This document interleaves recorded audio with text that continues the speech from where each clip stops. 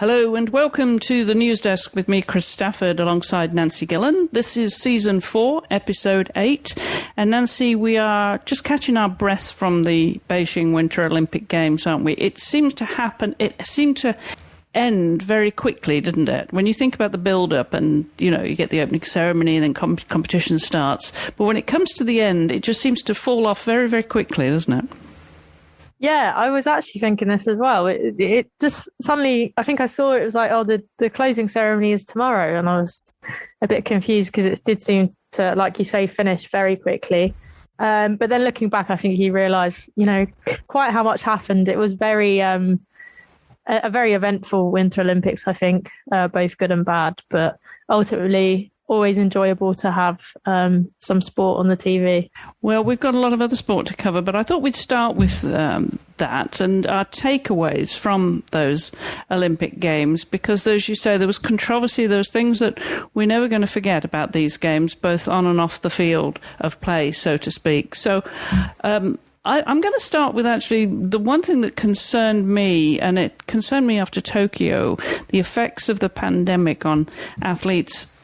The ones that tested positive particularly and had to be isolated, the loneliness and the uncertainty that they faced when that happened, Nancy, at a crucial point when they're peaking in their athletic career, for an Olympic Games, whether it's their first, second or third, it doesn't matter, but you peak in terms of your fitness and form and your psychological build-up, and then you get these layers of unpredictability on top of it.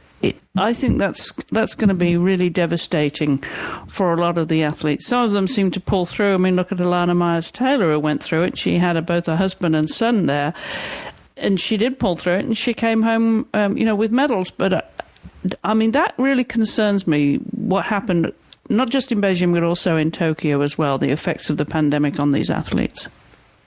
Yeah, and it did seem, I think, particularly strict. They had that closed loop system where it was kind of, you couldn't really go in or out of the closed loop. And I think some of the experiences of some of the athletes they reported that it was, they weren't treated the best and it was a bit confusing, and they thought they were going to be taken, back to the Olympic Village, and they were taken to another isolation hotel.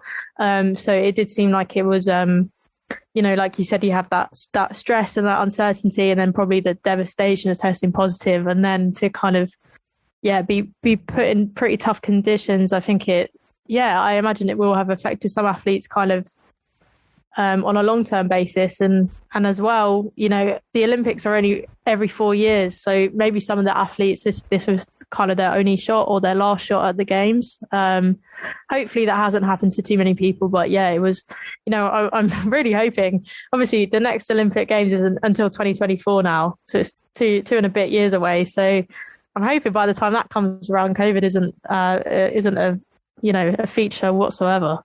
Yes, well, you would hope so by then that we wouldn't have any restrictions. It's going to be a lot easier on the athletes, hopefully, to get back to a new norm. We're really looking forward to that. That, of course, is in Cortina d'Ampezzo, which is going to be absolutely fantastic venue. I'm really, really excited about that. Are you ever thinking you'll go to a Winter Olympics? I know that you've done a Summer Olympics. Right. I haven't done a Summer Olympics. Because of the whole postponement, and then I left inside the game. So, yes. But I think a Summer Olympics is a lot more achievable, especially the next one in Paris. I think potentially, I think I think a lot of journalists sometimes go with not that much knowledge of winter sports, and I wouldn't say I have a lot of knowledge, but I suppose I have a lot of knowledge of the wider Olympic movement, and I have reported on winter sports. So I think it would be quite. As well, I did like the Winter University Games. So I think it would be, and the Winter Youth Olympic Games, actually. So I've actually got pretty close to it. So I think definitely in the future would be something that I'd like to do. So fingers crossed. Hopefully you'll graduate to it eventually. But just going back to Beijing, and I think, one of the things that dominated these games, unquestionably, was the controversy that faced the Russian skater Kamilia Valieva with her doping ban suspension that was overturned, so she was able to skate. And after the short program, she seemed like a clear favourite. There was no doubt. I'm sure you watched that too, and she looked unbeatable at that point. But alas, the pressure and the moment took its toll, because at the age of 15, she was under that tremendous pressure from because of the doping scandal, and then the expectations of her winning the gold medal in her first Olympic Games. But she'll not only be remembered for that, but she'll be remembered, sadly, in the final program for falling not once but 3 times she fell, which put her out of medal contention. And then the ensuing scenes, Nancy, I'm sure you saw that among the Russian skaters after that performance, from the gold medalist Anna Shcherbakova and the silver medalist Alexandra Trusova, that was, I thought, spoke volumes for the Russian program and the effect on these teenagers. And the comments that followed, and I'm sure you saw that from the IOC president Thomas Bach, when he criticized the Russian coach Etera Tuberets, who she was very insensitive, I thought, and very harsh in her reaction to Camille's performance, and it denied her and Russia, of course, a clean sweep of the medals. So I think that will be long remembered by athletes and fans. And I want to get your reaction to that, to those scenes as well. But I do want to say, let's not forget, through the Japanese skater Kaori Sakamoto, she skated beautifully, and her elegant performances both in the short and the final program earned her the bronze medal. And I was very pleased to see her on the podium. But tragedy and triumph was everywhere when it came to skating at the Olympics this year. Yeah, it was. Yeah, I think the scenes were quite tragic for that figure skating final. I think just, obviously if Valieva had won a medal or gold, that would have been controversial in itself, because, there would have been the lack of medal ceremony, there would have been the likely hearing that's happening after, and potentially she would have been stripped of the medals. But I think what happened instead was you could see how obviously it affected her. Everything that had been going on affected her performance, and how obviously, she's a 15-year-old girl, how it got to her. And I think that is something that made it, just quite sad to watch. And the harsh reaction from the Russian entourage, and then you kind of see that what happened there, and it's like, is it surprise that she's in this mess when you've got such a young talented athlete as well that's being treated like that? It was quite hard to watch, and I think obviously there's a bit of a debate now about the age limit at the Olympics and stuff like that, and I'm not sure where I stand on it really, because I think you can have if you look to the Summer Olympics, where in skateboarding, like, all the finalists were teenagers more or less, and they all seemed very happy, having a great time. They won that sportsmanship award for helping one of the skateboarders when she fell over. And they were, like Sky Brown for Britain was like 13 years old. And in that sense, that seems like it's something that's done well, a way that they've dealt well with young athletes, and they're being looked after by their federations and their, National Olympic Committee. But you kind of saw the contrast of that in the figure skating in Beijing. It was completely opposite. And it shows, I think, how it can be done badly when you've got young athletes competing. Yes, I thought it was insensitive. There's no doubt about it. I mean, that coach is known for being very, very harsh. I mean, that's her modus operandi. That's how she's got to where she's got with these athletes. All 3 of them are being coached by her. Those 3 medal contenders. So it was a blow to her. But I think you only have to look at the body language and not least of all what she said to her when she left the rink, when she came off the ice, rather. And it really upset them all, to the point that, that the gold medalist was left in the corner completely on her own. No support at all, because all attention had been, taken up by, Shcherbakova, who was really throwing a tantrum, said, I'm never going to skate again, and I'm not going to go and collect a medal. In fact, they did persuade her she did have to go and collect her medal. But, just devastating, unsportsmanlike scenes. Really, really bad for the sport, bad for Russia as well, bad for their skating program, but bad for the Olympic movement per se and these young athletes. But I did notice you found a story in tennis about a 14-year-old who was, again, very, very young, but she's on the WA tour, Brenda Ferritova. Yeah, so she's a Czech player who she made her WTA tour main draw debut this week at a tournament in Mexico. And she went through the qualifiers to reach the main draw, and subsequently became the youngest player to compete in a tour match since Madison Keys in 2009.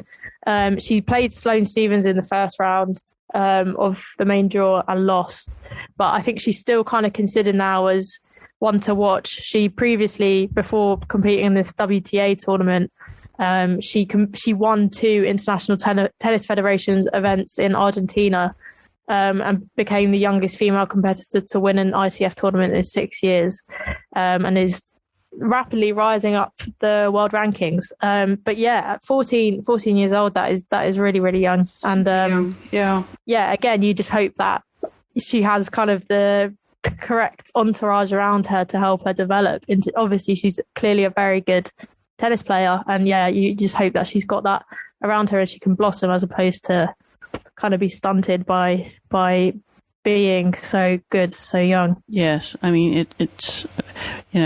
it's really hard to have that kind of pressure on you when you're young, and as we saw with Kamilia Valieva, she clearly was overwhelmed by it all. I don't know if you saw her performance and falling. I think once she'd fallen the first time, she'd really lost the plot. She really had mentally, I think, come undone. So very, very, very hard on her. It'll be interesting to see if any of these medalists of the those Russian girls, those 3, do come back. Certainly Shebakova, who threatened never to skate again. I have to wonder if she will ever come back, or whether she will get over this because she's part of the program. I guess we'll find out. It will remain to be seen. So I want to move on to skiing. Obviously, that was a fantastic, apart from the artificial snow and then us having proper snow, which really rapidly changed the conditions for the skiers at the Beijing Olympics. But another athlete who came undone was, of course, Mikaela Shiffrin, who was carrying the pressure to medal in most of all her 6 disciplines. Well, she had a miserable games, underperforming in both the speed and the tech races by either skiing out or finishing way down the rankings.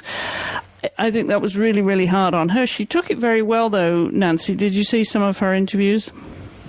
Yeah, I think she, like you said, took it really well. Very kind of gracious and reflective and honest. So, yeah, hopefully it kind of doesn't affect her as, in the years to come. She will come back. And, of course, they are this weekend. They're in Crans-Montana in Switzerland. So 4 more World Cup races. So she'll be back at it. But I do want to, of course, like I did last week, give a shout out to the Swiss team, because they not only were doing very well last week, they finished up with 3 Olympic champions among the 7 medalists. They had a fantastic games.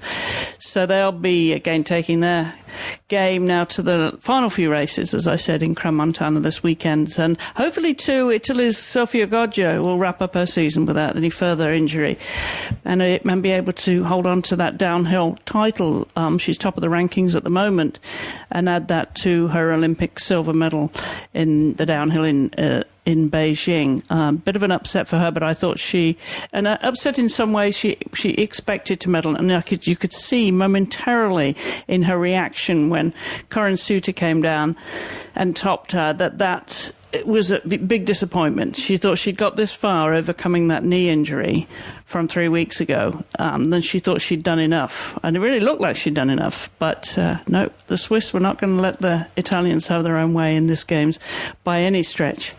So it was an exciting skiing Olympics, Nancy, and I know Britain didn't have anyone that was skiing into contention by any means, but hopefully you enjoyed some of it. Yeah, I did. It was, someone that doesn't really have access to that much skiing. It was nice to have it kind of happening regularly and being able to watch it. And I think as well, it was quite nice because I know some of the bigger names, I recognise them and know who's good. So having that little bit of knowledge made it more exciting as well. So I did really enjoy it. We'll get you hooked into the World Cup season. Yeah, and don't forget you can watch Ski Sunday on BBC. That's something I always watch when I lived in England. That's a great roundup of the week's skiing. Ski Sunday usually is on a Sunday afternoon on, I don't know which BBC channel, but BBC produce it. So before we get away from the Winter Olympics, I do want to congratulate Kaillie Humphries again, the American, who won the monobob gold after her switch from being on the Canadian team. Of course, that story we've covered, and she subsequently had a fight to get US citizenship in time for these Olympics. And she did, and she got on top of the podium. And also, as I mentioned earlier, Elana Meyers-Taylor, for what she went through with testing positive for COVID, and she ended up with the bronze medal in the two women bob, as well as her silver medal from the monobob. And that, of course, when she arrived and she was tested positive, it meant that she wasn't able to be the US flag bearer in the open ceremony. But she got past that and she was chosen again for the closing ceremony. So good for her. And she also became the first, the black athlete in history now to take home more than the most medals, by two more Olympic medals that, like I said, to add to, she won silver medals in Pyeongchang and Seoul and bronze in Vancouver. So I think she's got the full set now. But she did say after the Games that this would probably conclude her Olympic career, but not that it would be her last race. So congratulations to all of them. I think, is there anyone else you'd like to highlight from the Games, Nancy? Any moments? I think I've got to give a shout out to the women's British curling team. Of course. Just because we managed to scrape 2 medals right at the end of the Games. I think it'd been pretty disappointing beforehand. The men got silver and the women got gold. Unfortunately, it happened at about 2-3 a.m. So I was not awake to watch it live, but I watched a recap after, and it seemed a pretty comprehensive victory against Japan in the final to get gold. Particularly happy for Eve Muirhead, the skip, who she was competing at her 4th Olympics, and had just got that she'd just experienced quite a lot of near misses. So she got a bronze medal at Sochi, and had lost in the 3rd place playoff at Pyeongchang, and then finally managed to get gold. Really happy for them, and relieved as well that we got some medals in the bag. Yeah, that was a nice way to finish the Games. And a bit of a surprise because, they were up against, curling giants, Canada, for one. I mean, they're pretty hard to beat, aren't they? And the Scandinavian countries. Yeah, I mean, I didn't get to see the final, but I did watch the semi-final against Sweden, and that was a lot more tightly contested than the final against Japan. I think they were almost a bit lucky because Japan knocked out the defending champions, Switzerland, in the semi-final. So I think maybe Britain got slightly easier opposition in the final because of that upset. They did do really well. And I think that all of the team are Scottish, which explains why their curling proficiency is quite high. I think if you had anyone in there that wasn't Scottish, we wouldn't do as well. But it all counts. So really well done to them. Yeah, good for them, making history for British curling. Before we go, and this is a story that broke at the beginning of the Games, if you remember, Nancy, in ski jumping. And 5 women ski jumpers were disqualified at these Games for the jumpsuits that they're wearing, and they're very specific, aren't they? I mean, like I say, 5 violations at these Games, but they're very strict rules about the suit. They examine the, they are checked before they can compete when they, with their suits, and make sure there's no advantage in the sort of span of the suits, right, in flight.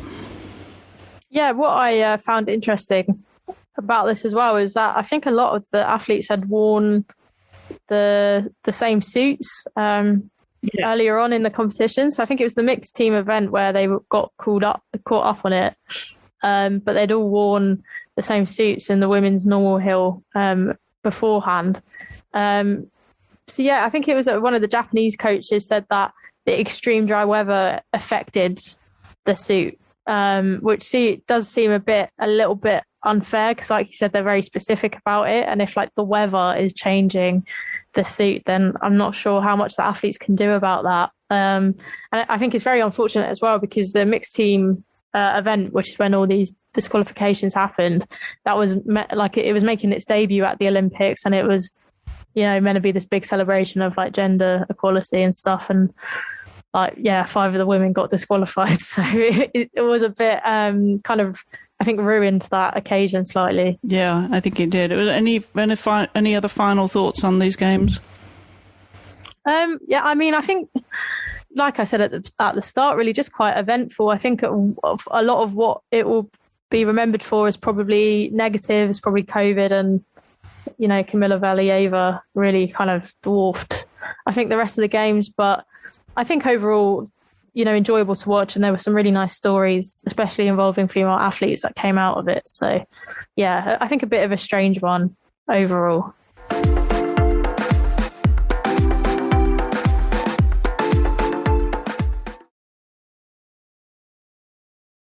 All right, we're going to move on to the rest of the news, and really the top story, if we didn't have the Olympic Games, would be that the US WNT, the women's national soccer team here, they finally settled their lawsuit for equal pay for $24 million. That broke this morning. We're recording this on February 22nd, and it broke very early this morning that lawsuit had finally been settled after years of haggling. We thought we would never get past this. It just seemed that there would be that stalemate forever, didn't it, Nancy, when this first was launched a few years ago. I can't remember exactly. It's a few years that it's been going on.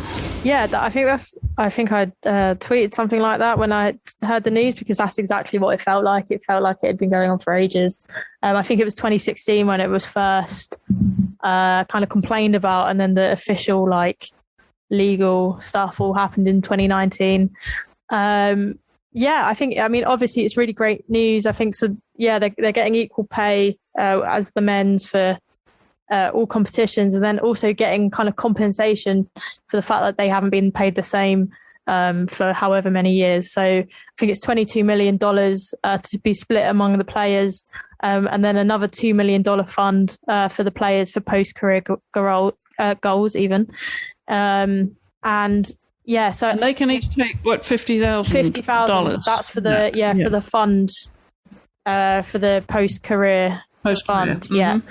It's worth bearing in mind that total, so $24 million in total, is only a third of what they initially had kind of asked for in compensation when they first, went through the legal process. But they were on the back foot because the case had been thrown out of court. The equal pay claim had been thrown out of court. And it was meant to be appealed in March. So in the situation that they were in, US Soccer did not have to do this. They did not have to do the settlement. They didn't have to pledge equal pay, and they didn't have to give this compensation back. But I think clearly, there's a new president in charge, Cindy Cohn, And she clearly wants to have a good relationship with the women's team and the women's players. She's a former player herself. And I think that's what the difference is here, is that even though US Soccer don't have to do it, they want to make amends, I think, and want to have a good relationship with basically, you know, the most successful women's team in the world. Like, why would you not want to have them on side? So I think it's great that it hasn't had to, you know, go to an appeal, and, you know, all the legal stuff hasn't had to keep going on and on and on, that they finally just accepted it and given the players what they've asked for. So yeah, a really, really, really good day for women's sport, basically. Yeah, for women's sport, especially for football. But I did watch the interview on the NBC Today program here this morning with Megan Rapinoe and Cindy and Alex Morgan.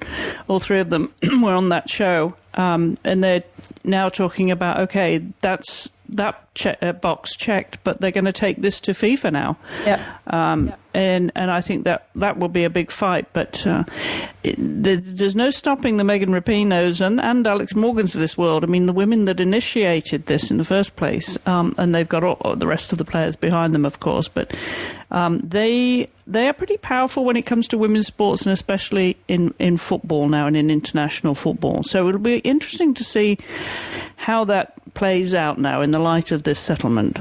Yeah, and I really like that Megan Rapinoe said that. I think it shows that this wasn't just about, you know, it wasn't necessarily self-interest or about just getting equal pay for themselves. They do genuinely care about making like football and sport a more equal place. And I agree, like there's a lot of stuff that's going on, you know, above just national level, you know, like international level with FIFA, in terms of prize money for stuff like the World Cups, in terms of federations not giving their women's teams the adequate resources and investment and that. And I think if you've got someone powerful like Megan Rapinoe and someone like Alex Morgan campaigning for that, then, you know, it should make a big difference. So yeah, it's going to be interesting to see how that turns out.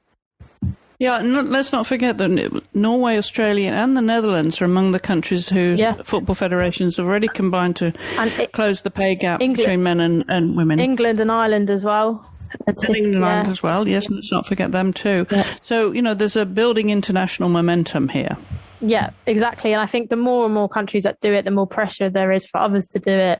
I think the US is significant just because I think other countries could say, well, look, like the most successful team in the world don't get equal pay. Why should we do it? But now that's not an excuse. So hopefully we'll see more countries do the same. Yeah. Okay, I want to mention the She Believes Cup, which we talked about last week. It was getting underway. There's 3 games, three countries rather, 4 countries playing. The US played Czechoslovakia last week and had to settle for a goalless draw, but this past weekend on Sunday afternoon, a very convenient time, Eastern Standard Time, 3 p.m. on Sunday afternoon, they played New Zealand. And we know from the Olympics in Tokyo last year, Nancy, how disadvantaged New Zealand were, having not been able to play for a year because of COVID. Now coming together as a team, it wasn't a surprise that we would beat them. We had 2 goals of our own by Ashley Hatch and Mallory Pugh. But again, this game is going to go down a bit like the Olympics and Valieva in the Olympics. Well, we're going to remember this game forever, but by the 3 own goals by the same player, Michaela Moore, that came not in the 5th minute, but a minute later, the 6th minute, and then in the 36th minute. To have 1 own goal, you just want to bury your head. But what happened to that poor girl? 3 times, and then she was pulled off before half-time, which was particularly hard, I thought. I thought I would have, you know, if I'd have been coached, I'd have waited till half-time. So it meant that the US won 5-0, but we will remember that game more for that poor woman, Michaela Moore, and her own goals. Would you have pulled her off then, or would you have waited to half-time? What would you have done as a coach? I think I would have waited. Also, just to talk to her to see where her head's at, because maybe she would want to continue and try and make amends. I mean, by that point, it's done. It's not necessarily that she was playing badly. So I think I would have waited till half time and talked to her and seen where her head was at and whether she wanted to come off. And yeah, just kind of save the embarrassment. I think it's a bit humiliating, isn't it? Doing it before half time. Yeah, I really, really felt for her. A very, very emotional time for her. So we'll see if they're going to be playing Czechoslovakia this week in the She Believes Cup. We are going to be playing Iceland tomorrow when the show goes out on Wednesday the 23rd in Texas. So that will conclude our 3 games in the She Believes Cup. And yeah, looking forward to that, of course, and because this series, Nancy, has been really a test for the young players. We have so many young players that are coming forward and having, their chance at proving themselves in this competition. It's been really, really fun to watch some of them. I'm super excited about the depth and quality of this young squad. So we've got one more game to go, and of course this summer is the Olympic qualifiers as well. So we'll see the veterans come back. Some of them have not, they haven't retired from the national squad. But this series has been a chance to see these younger players come and prove themselves, and they're certainly doing that. It's been great fun to watch. And now I know you weren't in the She Believes Cup this year, but you had your own competition. How's that been going so far in there? What was it, Martin Collins Cup? No, I'm thinking of somebody else. Arnold Clark Cup. Arnold Clark. Yeah, just sounds weird. It's been very interesting. It's been really, really, really close. So yeah, Germany, Spain, England, Canada, 4 very, very good teams. The first match day, it was Germany 1, Spain 1, and then England and Canada also drew 1-1. The second match day, it was England 0, Spain 0, and then Canada beat Germany 1-0. So it's been quite a few goals and very close. There's a final match day tomorrow with Spain taking on Canada and England versus Germany. But yeah, it's been interesting. It's been interesting from my perspective anyway to see England against really high quality opposition, because we've been playing relatively easy teams in the World Cup qualifiers, and it's you're playing Canada, the Olympic champions, and Spain, who are considered one of the best teams in the world. And we had Sarina Wiegman, the England manager, was rotated for the Spain game quite significantly and had essentially kind of like the B team, like the players that she wasn't sure about playing. And so I think to draw 1-0 even against Spain is a pretty good result. I'm not sure really who's going to win the tournament. I think if Canada beats Spain, then they've got it, because they have won 2. But judging by how close this tournament is so far, I wouldn't be surprised if there are a couple more draws in the bag. We'll have to see. I would say that was a much stronger competition than we've got here with these teams in the She Believes Cup. So a real test for some of those teams, and some great football, I would imagine. Did you find the same over there though in this tournament? About these teams trying out the younger players, or was that very much an American thing? I think, for England especially, because we've got the Euros in the summer, I don't think there were some younger players, but there was not like, let's just test them out and see how it does, because I think Sarina Wiegman, and I imagine maybe Canada is different, but especially Spain and Germany, like the Euros are only like 4 months away now. So, it's kind of a bit too soon to a major international tournament to be testing out younger players. Personally, I'd love to see that some of the younger players in the WSL that are, really making the name for themselves come into England. But I think we're going to have to wait until after the summer, after the Euros are over. Yeah. Well, you'll let us know how that goes next week, of course, and we'll bring you the concluding scenarios from those 2 tournaments on next week's programme.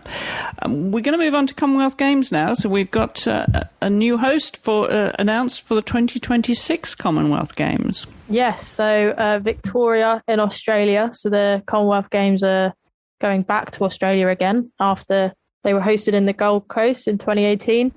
I think this is a big relief for the Commonwealth Games Federation, because they were struggling to find anyone to host the event, and it's now only 4 years away. So ideally they would have wanted to have given this event to someone by now. Victoria came in to save the day. There was actually quite a flurry of interest from across Australia, of people bidding.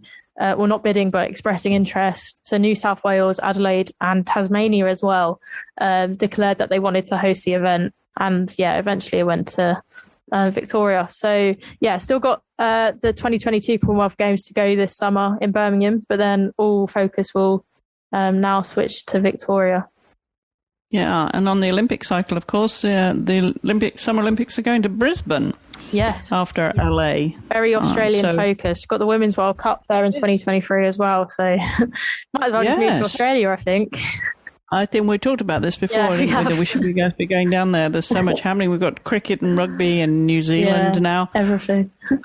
Yeah, the World Cup. So, yeah, a lot of great sport down under.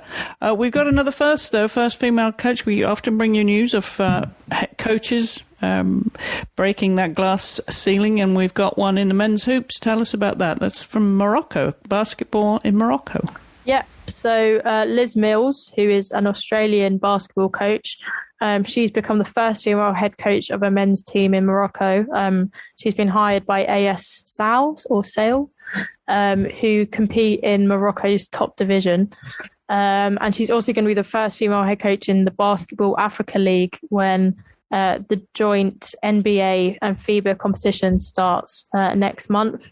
So she's already quite a trailblazer within basketball. She was the first female head coach at a men's Afro basket tournament when she led Kenya to the title last summer.